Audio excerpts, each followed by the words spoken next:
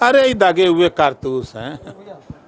आप बताइए कि 60 साल कांग्रेस रही, सरकार चलाई देश और प्रदेश में, और कांग्रेस ने कभी पिछड़े दलित की, मुसलमानों की सुध ली? सत्ता से हटने के बाद वही बात राहुल जी घूम घूम कह रहे हैं कि पिछड़े दलित अल्पसंख्यक के साथ अन्याय हुआ। किया किसने? 60 साल तो आप शासन किए हो, तो आप अपने बताओ कि कितना आपने किया, इनको उनको लाभ कितना दिया। अब 3 लोग हैं। अभी चारा घोटाले में जब लालू जी को जेल हुई तो तेजस्वी और लालू सहित सभी लोगों ने कहा कि जिन लोगों ने चोरी किया उसको बरी कर दिया, और कांग्रेस ने हमको फंसाया, हम पिछड़ी जाति के इस नाते हमको फंसाया, और पानी पी पी के कोसते थे कांग्रेस को। आज उसी कांग्रेस के रथ पर सवार हो गए हैं। अब आते हैं, एक यूपी से नेता गए हैं बिहार। अभी मध्य प्रदेश चुनाव था विधानसभा का, तो वहाँ इन्होंने भाषण दिया कि कांग्रेस बहुत चालू पार्टी है, कांग्रेस को वोट मत देना, ये हमको धोखा दिया है तो आपको धोखा देते देर नहीं लगेगी। ये बात अखिलेश जी ने मध्य प्रदेश के चुनाव में कही।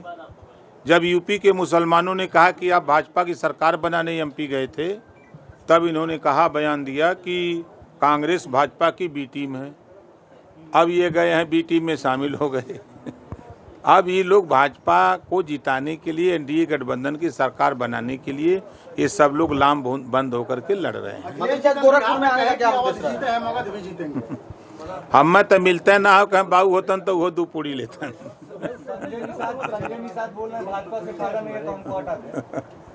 देखिए, डॉक्टर संजय निषाद जी एक बड़े नेता हैं, पार्टी के राष्ट्रीय अध्यक्ष हैं, प्रदेश के कैबिनेट मंत्री हैं।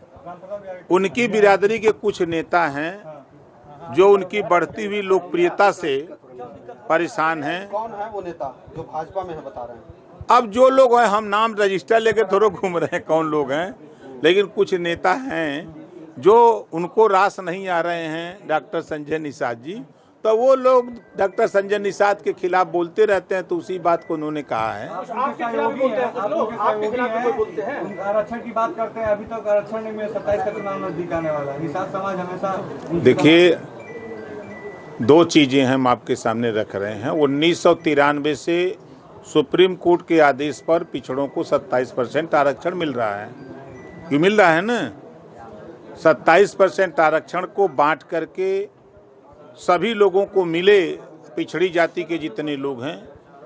2001 में माननीय राजनाथ सिंह जी ने हुकुम सिंह जी के नेतृत्व में सामाजिक न्याय समिति बनाई। समिति की रिपोर्ट आई, तब तक सरकार चली गई।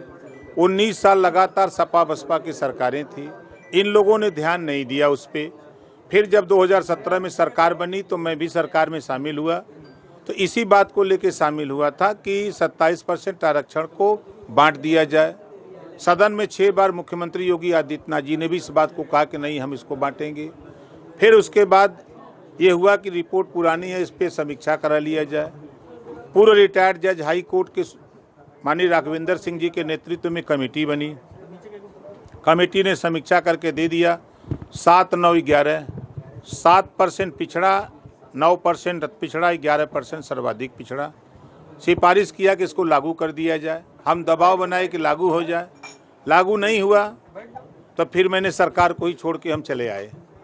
फिर देश में रोहिणी आयोग का गठन हुआ, रिपोर्ट आई, और पूर्व राष्ट्रपति रामनाथ कोविंद जी के नेतृत्व में 5 सदस्यीय टीम बनी, उसकी भी समीक्षा हो गई। अब वो रिपोर्ट लागू होने की स्थिति में है कि 27% आरक्षण और 10% सामान्य वर्ग, 22.5% अनुसूचित जाति जनजाति। सुप्रीम कोर्ट ने कहा कि कोटे में कोटा, अब उसको लागू होने की तैयारी हो रही है।